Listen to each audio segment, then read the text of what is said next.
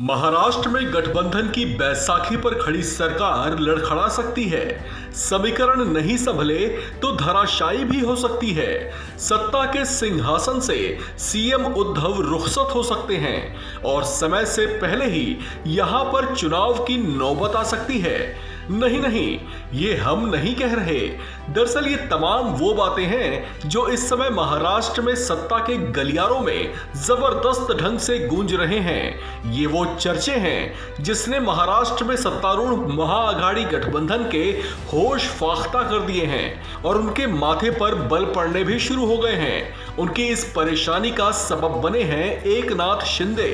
वही एकनाथ शिंदे जो होने को तो महाराष्ट्र सरकार में मंत्री हैं, लेकिन एमएलसी चुनाव के बाद से ही अपनी ही पार्टी शिवसेना के संपर्क में नहीं हैं। उनके इस अंदाज को सियासी पंडितों ने बागी कहना शुरू कर दिया है, क्योंकि अब तक जो जानकारियां सामने आई हैं उसके मुताबिक शिवसेना सुप्रीमो से खफा बताए जा रहे एकनाथ शिंदे के साथ 20 और विधायक भी हैं जो उनके प्रभाव में हैं। महाराष्ट्र की राजनीति में जबरदस्त खलबली मचाने वाले एकनाथ शिंदे शिवसेना के वरिष्ठ चेहरों में गिने जाते हैं। उनका नाम सीएम पद के दावेदारों में भी गिना जाता रहा है। ये राजनीति का वो चेहरा है जो बहुत निचले स्तर से राजनीति का लंबा सफर तय करते हुए इस मुकाम तक पहुंचे हैं। एक दौर था जब एकनाथ शिंदे मुंबई की सड़कों पर ऑटो रिक्शा चलाया करते थे। फिर 80 के दशक में वे जब शिवसेना के साथ जुड़े तो अपने दमदार अंदाज के चलते एक सामान्य कार्यकर्ता से होते हुए वे पार्टी में दायित्व हासिल करने में कामयाब रहे।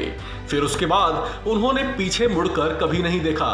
अपने दमदार अंदाज से उनका कद और पद दोनों बढ़ते चले गए। निगम पार्षद से विधायक बने, फिर मंत्री भी बनाए गए। मुख्यमंत्री पद के चेहरे के तौर पर भी इन्हें देखा जाने लगा।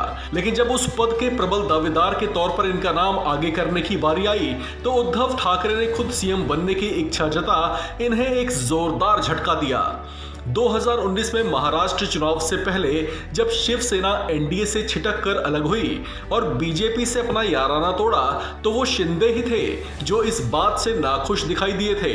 उनकी नाराजगी को उद्धव ठाकरे ने तब और बढ़ा दिया जब शिवसेना की परंपरा को तोड़ते हुए उद्धव ठाकरे सत्ता के सिंहासन पर सवार हो गए।